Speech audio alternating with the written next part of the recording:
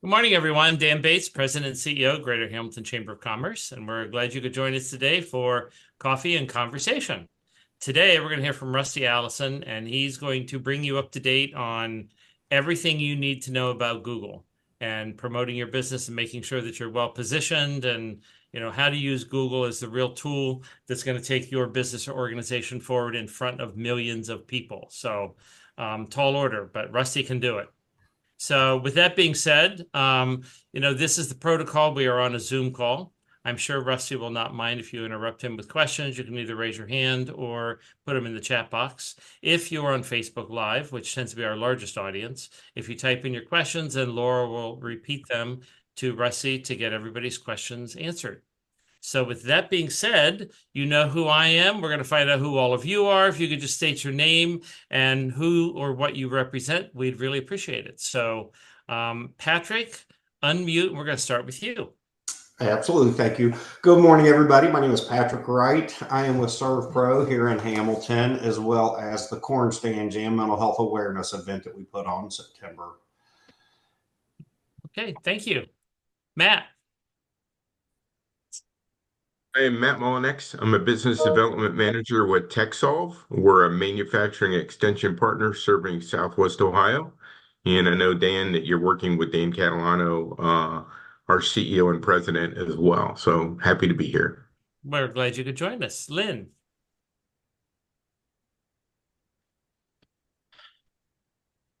Lynn has no sound. I don't know why. It doesn't show you're muted, but you have no sound. Now you're muted. Try it again, Lynn. No, we can't hear Lynn. Anyhow, Lynn Garr from the YWCA, we're sorry we can't hear you, but thanks for joining us today. Jason Michael Miller. Good morning, everyone. I'm Jason Michael Miller. I'm the Director of Membership and Engagement with the Hamilton Chamber. And is there anybody that I missed? We've got a couple on there, Dan. Okay, why am I not seeing them? I don't know. Did you get Victoria Kelly? No, I did not. So let me see here. Victoria, I can't see you, but Oh, Lynn says, good to see you. Can everyone hear me? Yep, we're good. Yep. Thank you. Good morning. My name is Victoria Kelly. I'm also at the YWCA Hamilton. Thank you. Glad to have you with us today. And then we've got Christina Kappen.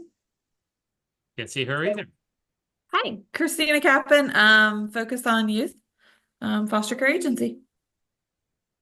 Glad to have you with us today, too. We might have to change your settings, Dan. Check on that. I have full screen. I don't know what's going on. Tiffany. Hi, I'm Tiffany Grubb, Director of Marketing at the Hamilton Chamber. Did we get everybody? I think so. We did. Okay, Lynn, do you want to try one more time or not? She probably has Thank you for the message in the chat. Yeah, she probably stepped out to come back in, so maybe she can hear. Yeah, she probably has to choose the microphone on her computer to. Yeah. She probably has different options and just needs to choose the right one. Well, I think we got everybody. I can't see everybody, but I did pull up the list, so I think we have everyone now. That's perfect. All right, I think we've got everybody. So, Rusty, Okay. we'll let you take it away. Rusty, we're turning it over to you. All right. Well, welcome, everybody. I'm going to see if I can't go ahead and share my screen over.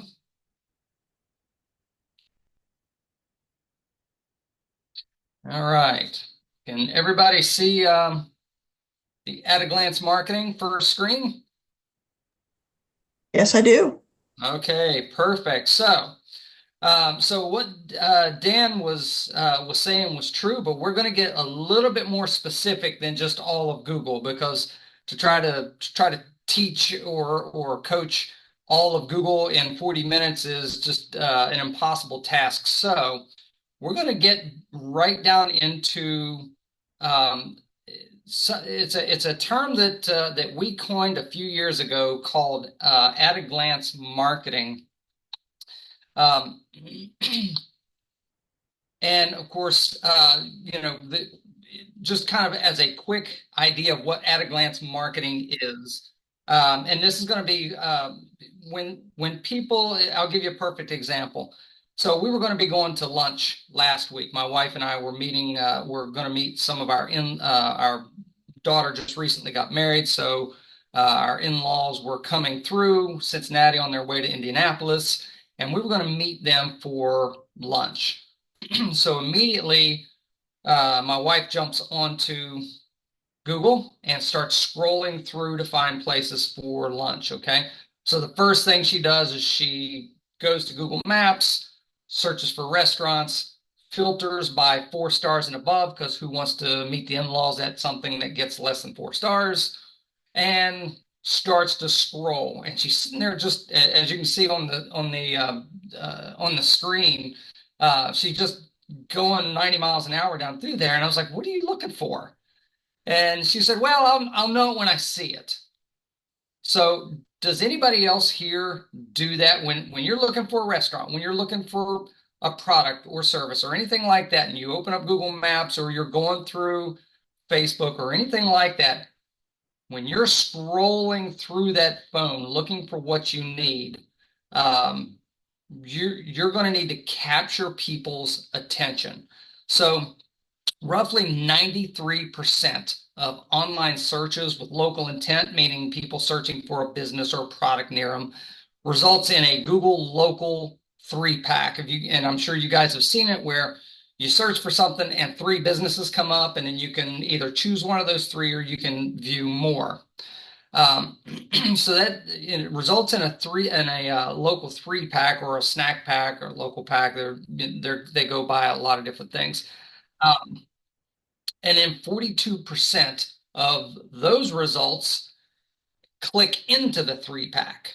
Okay. So depending on what that user sees, if you're the business and you're trying to market yourself to your customers, depending on what they see, between 42 and 93% of the time, before you've even communicated a word to that potential prospect, you're already in a dogfight for mind share, because there's tons of businesses out there. Okay. So ultimately what happens is you have roughly 8 to 10 seconds. That's how long people spend when they're scrolling through looking for a product or service. Now, if they're on TikTok, Facebook, Instagram, things like that, it's even shorter, but most businesses don't rely on social media platforms in order to capture mind share. If they're trying to sell a product, if they're trying to entertain or become a YouTube influencer or something like that, that's different. But what we're talking about today is businesses. So you've got about 8-10 seconds. So you got to start to think about, how do you build trust and communicate your message to your audience when they're scrolling through endless options, and you got to figure out, how do you how do you stop them and make them engage? Okay, so that's what at a glance marketing is. How do you tell your story at a glance? And there's 2 primary ways on Google to do that, and that's what we're going to be talking today. I'm going to drill down into a little bit. It's photos and reviews. So when you're looking through and you're trying to screen out who you want to do business with, what restaurant, what dentist you want to go to, what accounting firm you want to do, what chamber of commerce you want to be a part of. So when you're doing that, you're looking at, almost everybody starts with the reviews. I'm looking for those gold stars, those yellow stars that go across. Okay. The next thing they're going to look that is the most visually compelling is that photo that pops up right on the very front. Okay. So those are the 2 things we're going to talk about today, and we're going to kind of go through it. I'm also going to share this slide, or this PDF, over to the Greater Hamilton Chamber. So you don't necessarily need to take a lot of notes. There will be some live links in here in the notes section that you'll be able to go to find out, like Google's requirements and things like that for photos and videos, but that'll be later on. So, and at the end, I'm going to share a little secret ingredient, okay, that everybody should know. It's a very common sense thing, but no one ever does it. So you guys get to be the beneficiary. So, okay. So the first thing we're going to start on are reviews, okay? Because reviews are a little bit easier to get through than photos. Photos have a little bit more subtlety to them. It's a little bit less linear than reviews are pretty easy. You want 4 stars or above, right? And here's an interesting side note about reviews. Everyone always says, I want 5 stars. I want 5 stars. I want 5 stars. Do you know how many, when you get 5 stars, how many people look at 5 stars and go, okay, nobody's that good? So there's a lot of consumers out there. They have kind of a cynical mindset. I'm a Gen Xer, so I'm like, it's in my DNA to be cynical. So I look at it when I see 5 stars, especially if there's a lot of 5 stars, I start to get a little cautious. Like, I don't know if anybody's that good. It feels like they're buying these reviews, which you can do, and it's against Google policy. So please don't ever buy reviews. Okay. So the sweet spot for reviews, believe it or not, is somewhere between 4.1 to 4.2 up to around 4.7, 4.8. So it's kind of one of your tips, and that's not actually going to be on here. I'm going to share a couple little stats with you that aren't on here. One is social proof, and these reviews are one of the most effective things you can do to acquire new customers. And the reason I say that is 84% of people trust online reviews even as much as a personal referral. So if I looked at Tiffany and I said, hey, we're coming to Hamilton and we want to, my wife and I want to go to a restaurant.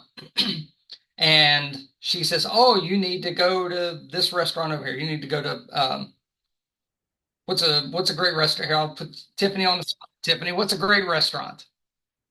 I'm feeling Chinese today, so let's say Basil 1791. Basil 1791. So what do you think once you tell me that, what do you think the first thing I'm going to do is? Look them up. Look at the menu. Look them up where? Google. Right. I'm going to Google them. Okay. Now, how long have you and I known each other now? 9 years. 9 years. Probably. So you might look at me and go, Rusty, is my recommendation not good enough for you? Why don't you just go there? Okay. And there's lots of reasons why people will go. Maybe they want to look at the menu. Maybe they want to look at the vibe and the food, the whatever. Okay. The fact is, it doesn't really matter what they're trying, what the reason is. They're still going to go there and they're going to look at those reviews. But if I go to Basil on Google and I see 2.5 stars, now I've known you for 9 years. Do you think I'm going there? Probably not. Probably not. Okay. So that's why these reviews are so critically important. So I'm going to give you 5 strategies and a bonus strategy for your reviews. Number 1, get at least 1 new review each week. And this is going to tie into our little secret ingredient at the end. Okay. Pretty straightforward. 1 new review each week. Okay.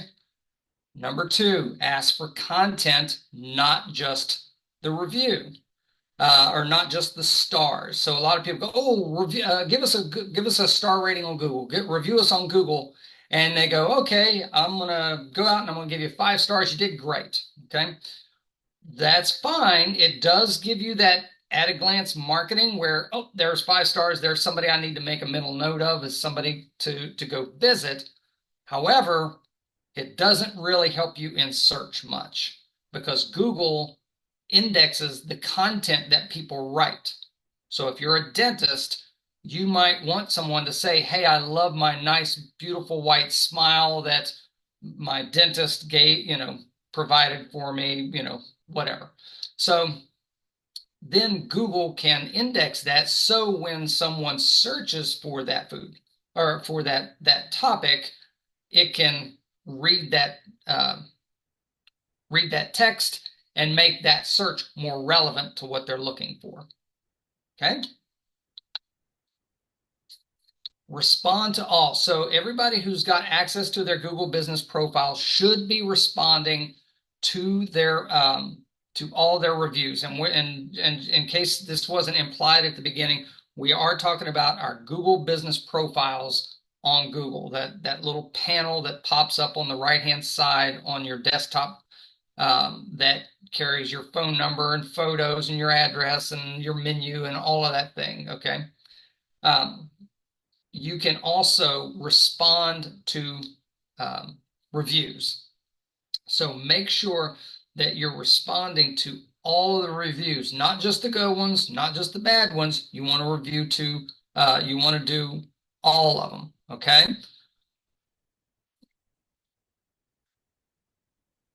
Get negative reviews offline as quickly as you possibly can, okay? If you've been around for any amount of time, you're going to get a negative review. You just can't please everyone. It is what it is. So you want to try to address these things very professionally. Don't try to defend and, hey, I don't, you weren't a customer, or, well, here's what my team told me and blah, blah, blah. Okay. Don't do that. The reason being, most people just want to they just want you to acknowledge their grievance. Okay.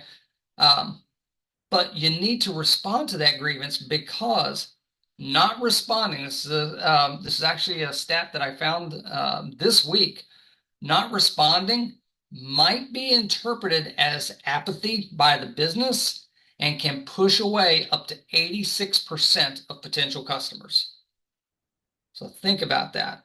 If you just kind of let it roll and, well, I'm just not going to respond to anybody, it may be interpreted by your audience that, well, the owner or this business just doesn't care. So that maybe that's not the glance you're trying to convey. That's not the story you're trying to tell about your business. Okay. The magic number is 40, by the way, because everyone always asks, well, how many reviews do I get and things like that. So the magic number that you're really looking for is 40. That is what studies suggest is how many reviews a company needs to be deemed, quote unquote, dependable by potential customers. Now, for some companies, getting to 40 is difficult because it's, you're a slow moving, don't have a lot of door turns. For other businesses, I'll get 40 by the end of the day because I'm a restaurant or something like that. Okay. So, but 40 is right around the idea, and it's going to fluctuate depending on the market you're in. If you're in a restaurant space and you only have 40, nobody's coming to your restaurant. You need to get more. In downtown Cincinnati, this goes back years. When I first started coaching on Google business profiles, back then was Google My Business, you could do a search for restaurants downtown Cincinnati, and there were, of all of them down there, the average number of reviews was probably 700 reviews, 600, 700, 800 reviews. Today, if you're not pushing 2,000, 3,000 reviews, at minimum 1,500 reviews in downtown Cincinnati, you're losing automatically. Because it's not just the star rating, it's the volume of reviews that you have. Okay. And now, business owners, this is one of those things that it rolls off the tongue really easy. Hey, look at it as an opportunity to improve. But it's resisted in its practicality and application very, very much so by business owners, okay? And I know I keep going back to the restaurant space, but it's something that we can all kind of relate to. If you're looking at your reviews and your reviews constantly say that your food is not good, maybe your food's not good. And that's very difficult for a lot of times for a restaurant to understand, because they think their food is great. Otherwise, they wouldn't be in business trying to present their food. Okay. So look at it as if you see trends. Most people don't look at a single review and go, oh, that person didn't like their waiter or waitress, or they didn't like their dentist, or they didn't like their accountant. I'm not going there. Most people don't do that. What most reasonable human beings do is they read several reviews to try to understand trends. Hey, does this dentist have a problem with bad work? Does this car dealership have a problem with their service area? Does this restaurant have a problem with their wait staff? You know, that's a trend that goes through all of those reviews. That's what most people are looking for. That's what you need to be looking for. Do I have trends going through all my reviews that suggest I've got an area that I need to improve? Okay. All right.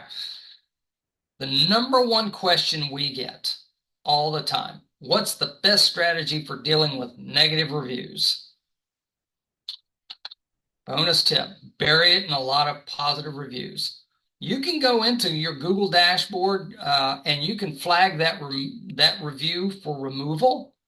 It has to violate Google content policies. So it'll tell you what those policies are on when you flag it for removal. If it doesn't violate content policies, sorry to tell you, it's going to stay. So the best way you can deal with that is just to bury it in a lot of reviews. Respond to it, get it offline. Hey, Mr. Customer, we're sorry you had a bad experience. We're always trying to improve. Would you mind reaching out to us at this phone number or this email and talk to us about how we can make this a better experience for you? When you get that communication, now remember, a lot of people, they just want to be acknowledged, so they may never reach out to you. It is what it is. But the ones that do, make them happy, ask them to write a new review, because one account can only have one review on any given profile. So when they go write you a new review, it just wipes out the old one and you're golden. Okay, so we've kind of come to the end of the reviews. I want to stop here for just a minute, just to see if there are any questions about reviews that are just people are just dying to get off their chest.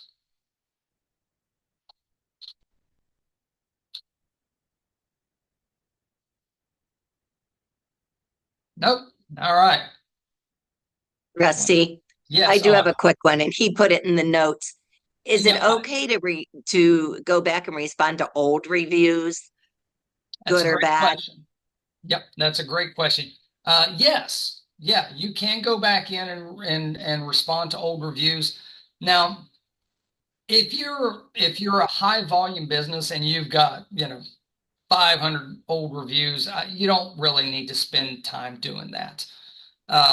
Because most people are not going to be, when you pull up reviews, you can sort by highest, by lowest, by relevance, by newest, by oldest, all this stuff. Okay. Most people are not going to, the studies kind of bear out that most people don't pay attention to something that's 3 years old.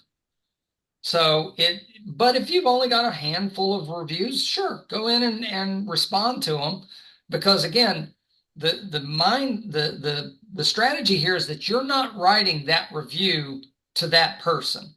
You're not writing that reply to that person. You're writing that reply to everybody else who's going to be reading that review. So you want to be very strategic about the words you use, how you present yourself. People will tell you some pretty nasty things, and you just got to kind of take it and spin it and, hey, sorry you had a bad experience. We really want to improve here. Sounds like that we need to talk about this. Get it offline. Does that answer your question all right? It does. Thank you. Yep. Okay. So I see we got another one here. Says a customer. Oh, is this Jason? Let's see. What are your suggestions if you have a customer who can't let things go and keeps adding new negative reviews, is it best to leave them alone? Leave them alone. I'd probably need to know a little bit more about that, Jason, about that specific situation, because if you're responding to them and then they're coming back and responding to them and you're coming back, that's one of those scenarios where you really need to get that offline, because that, that thread gets recycled, so to speak. So, and especially you'll see people they've embraced the cancel culture. So they'll go in and they'll open up 10 fake Gmail accounts, and they'll get all their family and friends, and they'll bomb you with bad reviews. First of all, you can report those reviews as spam in your Google Business Profile dashboard. So that's the first thing I would do, is I would appeal those to Google and say, hey, these are spam coming from, I don't think you can actually tell them why. You can just say spam. You just flag it for what it is. So I would start going through and flagging those. But if you want to get into a little bit more detail, I'd love to see what those are and see if there's anything that we can do about them. Okay. Okay, so let's talk some strategies for photos. Okay, so our company is a photography company at its core. So this is something that we know a little bit about, and we're going to get into some interesting stuff here on this. I think you guys will find it fascinating, but we're going to talk about make your cover photo count. Okay, so this is the first thing I want everybody to do when you get off of this phone, off of this live stream, off of this meeting. I want you guys to look at the cover photo. That's the first photo that everyone sees. And you want to look at it and evaluate it and say, does this communicate my business? By the way, your logo does not communicate your business. Okay. If you're Google or you're Nike or you're Audi or Apple, your logo communicates your business. Okay. Because it's in the cultural zeitgeist. Everybody knows it. If you're, Rusty's Tile Repair Shop, nobody knows that, it has to be, there has to be a better way to communicate that than my logo. Now, there's a place to put your logo on Google, but that cover photo is not it. Okay. So a couple things about photo. Well, first of all, on your cover photo, it also should be one of the highest resolution. Get it as high a resolution as you can make it. The minimums that Google will say is 720 by 720. You want to make it as high a resolution as possible, as good content as possible. A couple little stats about photos. Listings with photos are twice as likely to appear reputable to someone. So if you have a listing with no photos or very few photos, you're not doing yourself any favors. You're not presenting yourself as reputable as you should. 90% of customers are more likely to visit your business with photos. So if you don't have any photos on that listing, you're probably missing 90% of your audience, of your target audience. Okay. Using photos on your Google Business Profile can increase your revenue per visitor by 17%. So now there's some underlying data beneath that stat. For instance, crappy photos are not going to help you increase your revenue per visitor by 17%. What that stat's really telling you is professional quality photographs that elevate your image is what helps you do that. So, you may have, if you sell televisions and you're Hisense versus Sony, Hisense may make a great television. I own one myself, okay? But Sony, you're paying for the brand. You're paying for that name, okay? Same concept here. When you're putting beautiful photography forward, because you're trying to elevate your brand, okay? Hey, Rusty. Yeah. Matt has a question. He said he's had experiences where photos looked better than the actual property. Can that be a problem for the business? Yes and no. In search, no. So we know we actually can do this ourselves. So whenever we come in and take facility photos of a company, we pull them into post editing software and we make them look gorgeous. Okay. Most of the time it's not a problem because most businesses are going to keep themselves up. If let's say you're a manufacturing company and your business is, general day-to-day business, things are just a wreck because you got metal over here and you got tools laying over here and it just looks like organized chaos going on. That's a very different experience than what a photograph might present when you've cleaned everything and everything's put away in its organization and things like that. So from a search standpoint, from a Google standpoint, no, it's not going to be a problem. If you're non-customer facing, like a manufacturer, like most manufacturers are not bringing their customers into their manufacturing facility, it's not going to be a problem. If you are a restaurant or a business, let's say you're a financial advisor or an attorney, that when those pictures go up, or maybe you're a marketer or something like those pictures go up and everything looks gorgeous, and you bring in a client and it's disheveled and it's, just looks like a hurricane went through it. Again, not a problem on search, but you've now created a poor user experience.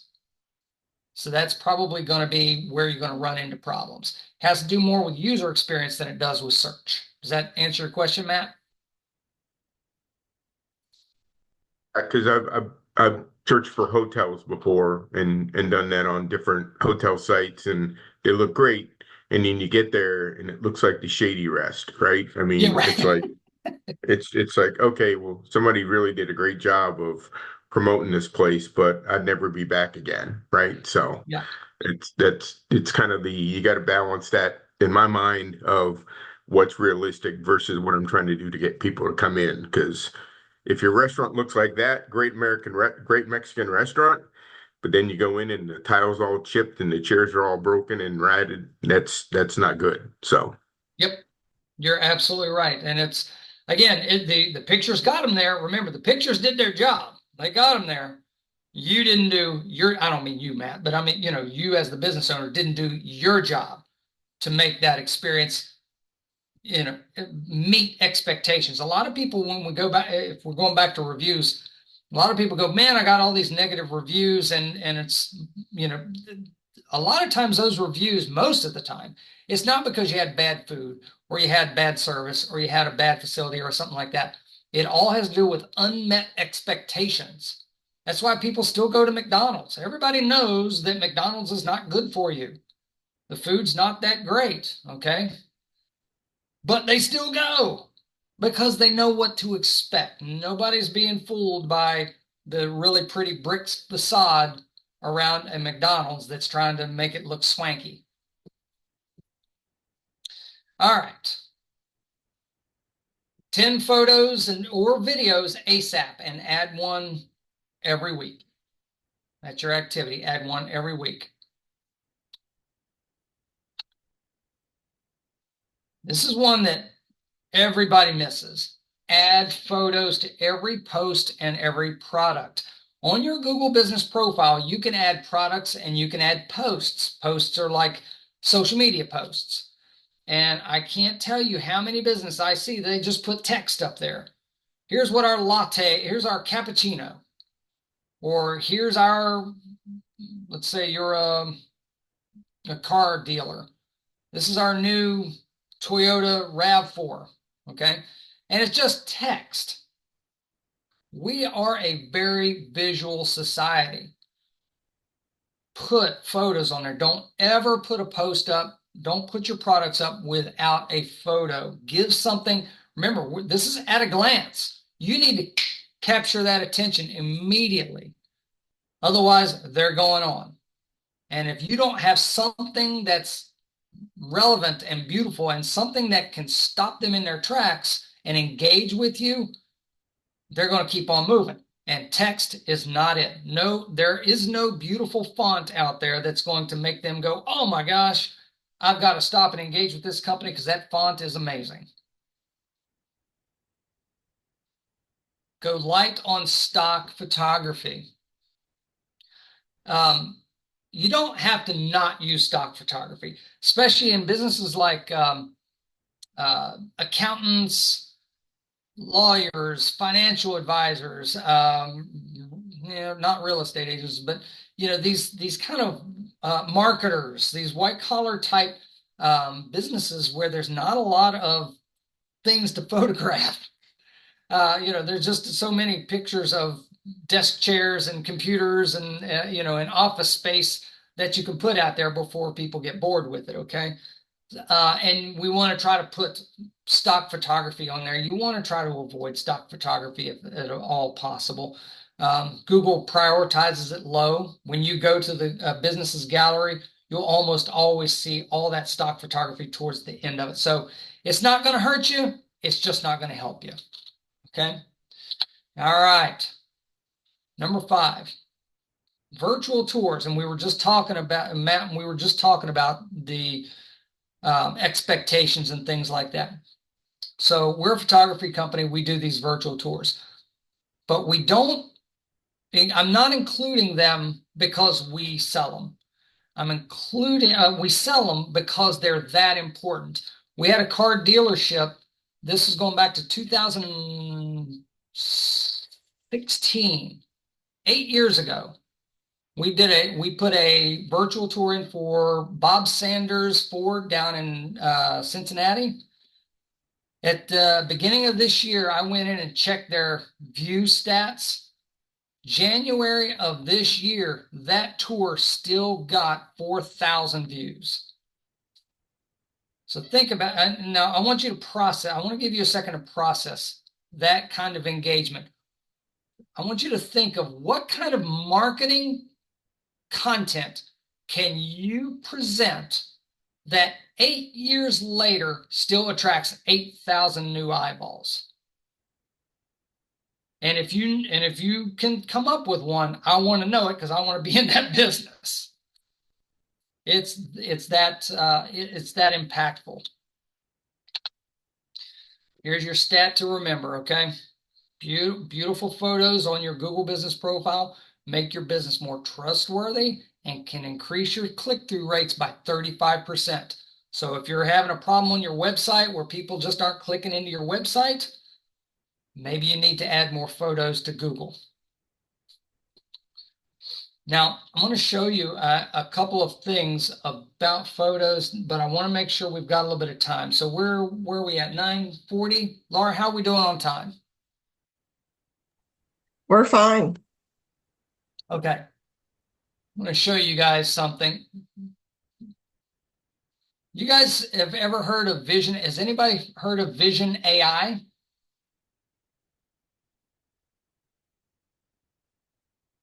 Anybody? No? Okay. Oh, by the way, before I get too far away, I do get this question a lot while I'm thinking, and I thought about this when I saw this photo. Solopreneurs. Anybody who's a solopreneur on here that, you are your brand, a headshot is a great thing to have as your cover photo because you are your brand.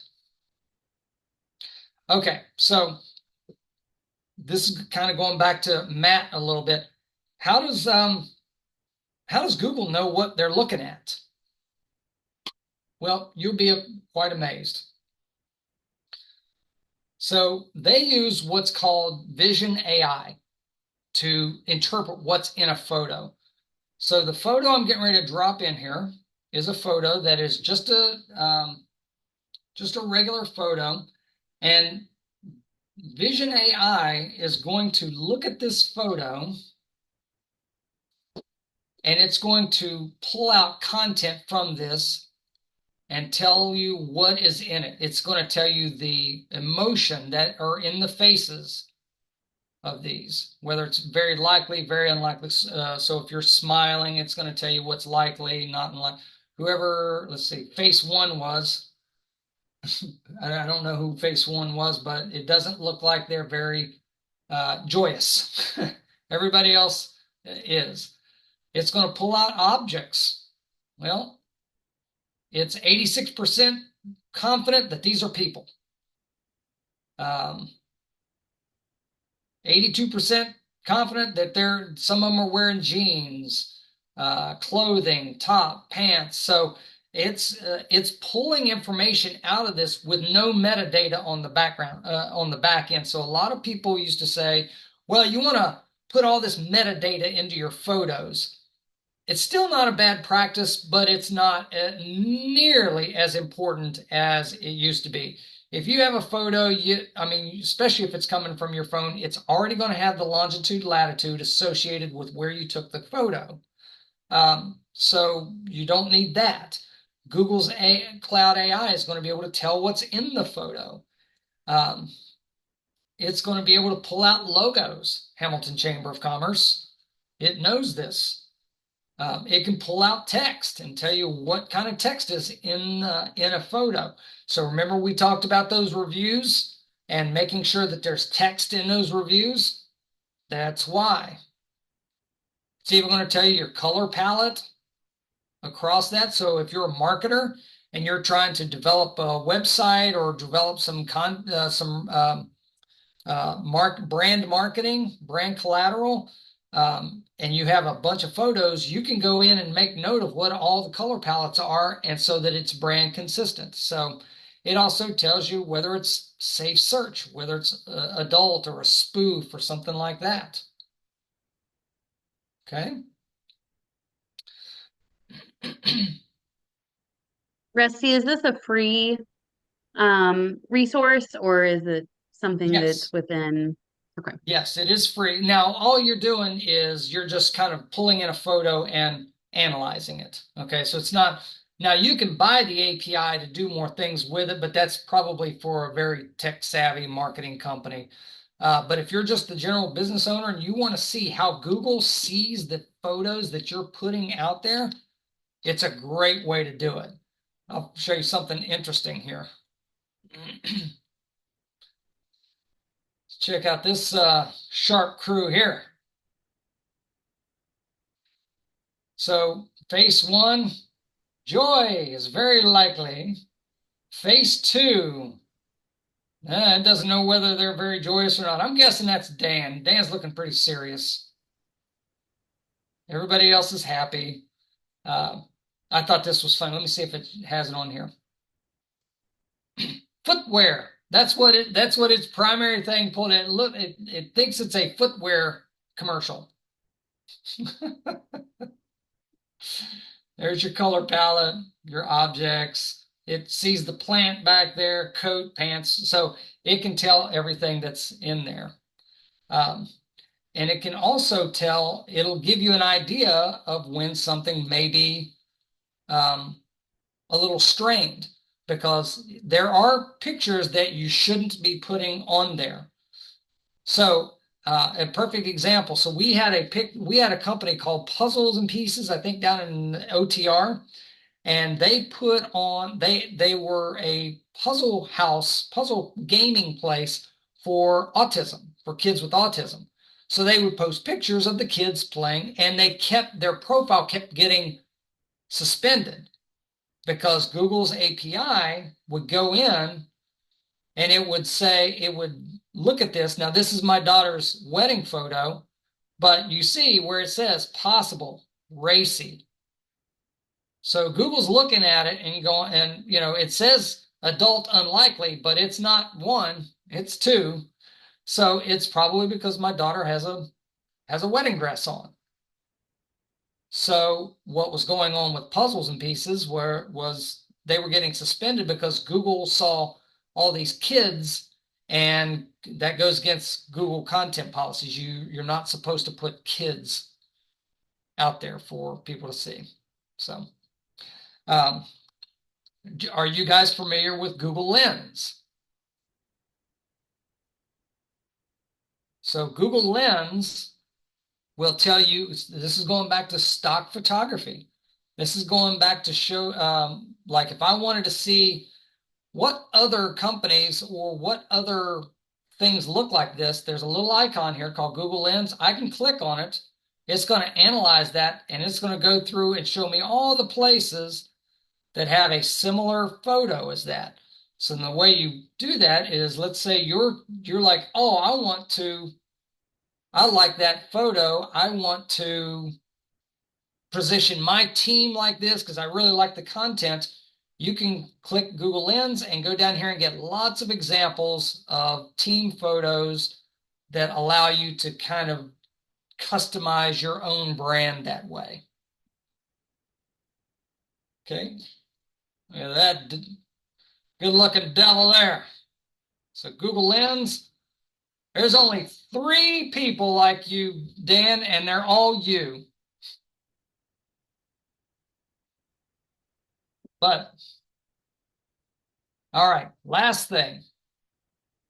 This week, I had a leak in my bathroom, so I'm going to have to replace some subflooring. And my house is about 14, 15 years old, and so I knew I had this nice laminate flooring that goes down, and I knew I was going to have to replace it. So I knew Ryan Holmes got it from Lowe's.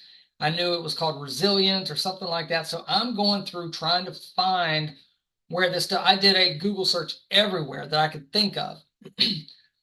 My Google foo just was not strong enough. I could not find it anywhere.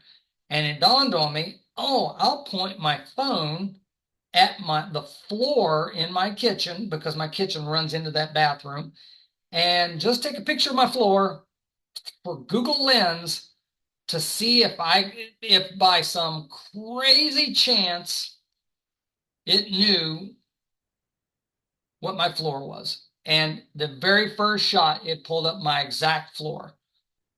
So in a situation like for instance, Sandy, you do glass, right? So if you've got a client, if you're showcasing, this is important for photos. Let's say you carry some rare stock of glass, glass tile or something like that a lot of people don't. Critically important that you have that photo as a product on your website and on Google Business Profile, because if I needed to find that and I can't find it on Google and I take a picture and it pops up, if this is your store and it goes there, guess who's getting business? So very, very important. Okay. So I think I've thrown about as much as I can to you guys. So sorry, Rusty. Sorry. Yeah. Is Google Lens only on Android, or is that an app that's downloadable for Apple devices?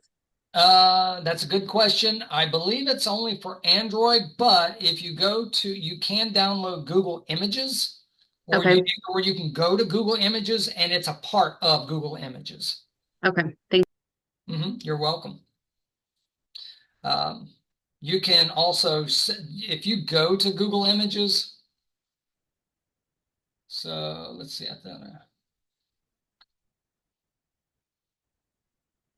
So you can actually go to Google Images, and this little icon right here can say search by image. So I can click on there and drop something in, and that'll help. That'll be helpful as well. Okay, so that's a lot of information about at a glance marketing. So what is that secret ingredient we talked about? Activity, activity, activity. Okay. Get more reviews, get a new review every week, put up a new photo every week, add a new product or service every week, answer a review every week, do something on that Google Business Profile every week, because like as Dan was talking about, we're going to, if we're diverging away from just photos and reviews and just looking at Google, Google is going to be triggered by activity. If you optimize your Google business profile, make it beautiful and gorgeous and lots of photos and reviews and the whole thing, and then you stop, you're going to spike, and then you're just going to trail off.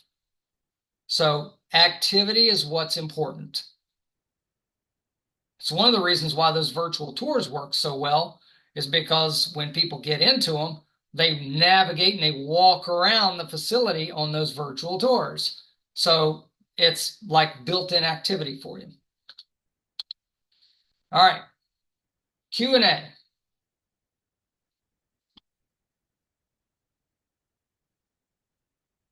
What questions can I answer for you?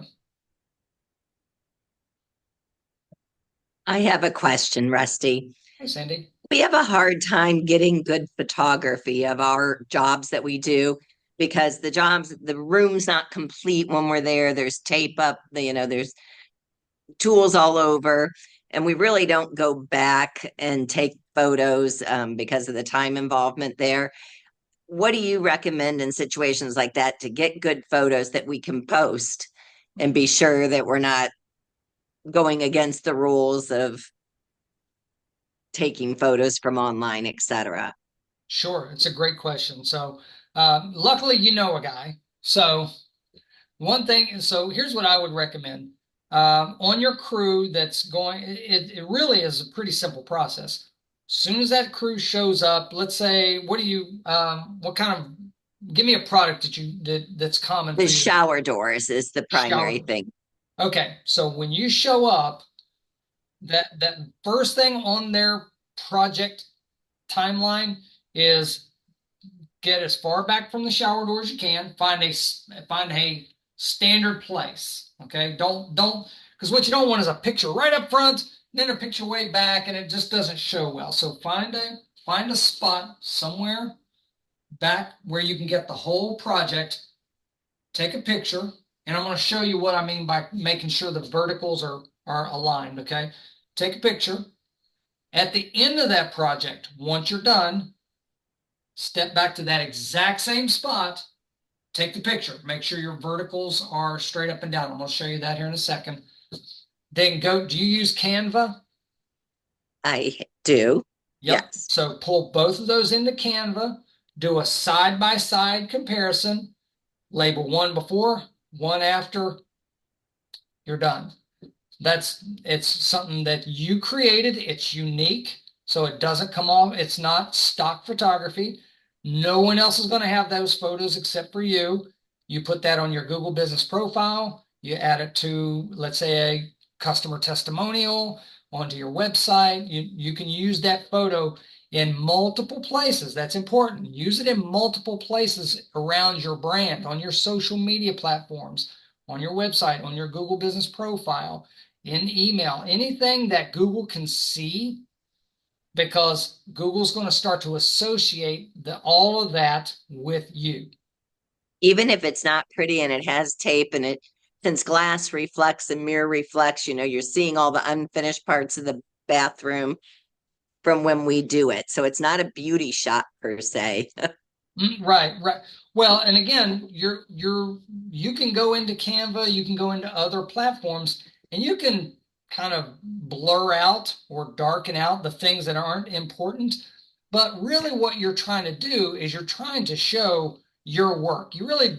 If I'm looking for someone to install shower doors, I don't care that the commode's not sitting there. I want to see what you did with the shower doors themselves. Okay, so I wouldn't worry too much about that. When I talk about verticals, so I want to show you, let's say, here, we'll do this. Okay. So on this photo, this is a 360 virtual tour. So a lot of people will go in and they'll do they'll take this picture like that. Okay, so now when I say verticals, anything that's parallel, that should be parallel to the side of this screen here, you want to make parallel to the side of the screen. So if you look at this menu right here, I want this wall to be parallel to that screen, okay? Because that's how our eyes and our brains interpret imagery. Even if you're looking down at something, your brain knows what's vertical and what's not. It interprets that, okay? But when you see a photo like this, while that's fine, it also doesn't look nearly as nice as something that's straight up and down, okay? The one the one exception to that is if you're in, let me see if I've got a small place in here. This is the YMCA over here that we did a virtual tour on. Yeah, here you go. So the one caveat here is if you're trying to showcase a particular piece of equipment or a tile, you know, if you've got a cabinet with tile or something there that you're trying to showcase or whatever, or a car interior, you can point down, but you just want to make sure that that product is most prominent in the foreground. Otherwise, it's going to get lost on people, okay? Plus, if I were to make this parallel, you couldn't see that product that they're trying to showcase. So in that instance, it's okay. Does that answer your... So that's what I meant by making your verticals sideways or parallel. Let's see, I think, anything else? Any other questions? All right, so this will be, I'm going to send this over to the Hamilton Chamber. They'll be able to send this out. You got a couple of Google Photo video requirements and guidelines, as well as tips for business-specific photos. So if you're a dental office or a restaurant or a car dealership, it'll have specific ideas that you can put your photos. So don't neglect team photos, product photos, things like that. All right. And if you need any help, any support, that's my contact information. Please don't hesitate to reach out. And this is Coffee and Conversation, so I'm gonna get another cup of coffee. I sense 98% joy on that headshot, Rusty. I guess that's a few years back when I had more hair. Well, Rusty, that was an amazing amount of information. Wow, you did pack a lot in there. You were not lying. It was a lot. I feel like I need to pare that down because you throw so much at people, it just becomes white noise. But I'm going to say no. I think it was a great amount of information, and a lot of things that people need to be aware of because there's a lot that goes on with Google. And as long as we've been in contact with you, like we are not up to where we need to be with our Google profile. Definitely, I'm going to have to go back and make some updates to some things. Well, if it makes you feel better, neither are we. I mean, it's very difficult because Google changes every single day. And it's virtually impossible. The best marketing companies in the world are behind. So you're in good company. Yeah, definitely. So anybody else have any more questions for Rusty? Get some thanks in the comments down there. It seems like everybody's super excited. Thank you, Victoria and Patrick. And yep, definitely. Oh, thanks, Matt. So we will see you all in a couple of weeks. Our next Coffee and Conversation is Tuesday, September 10th. So join us back here. You can always resource our Coffee and Conversations on our Facebook page or on our YouTube channel. So if there's ever a time you need to go back and watch, get some more information, be sure to go back there and check it out. So we will see you all in a couple weeks then. Thank you so much, Rusty. We appreciate you. Thank you, Bye, Rusty. everyone. Thank you, guys. All right, see ya.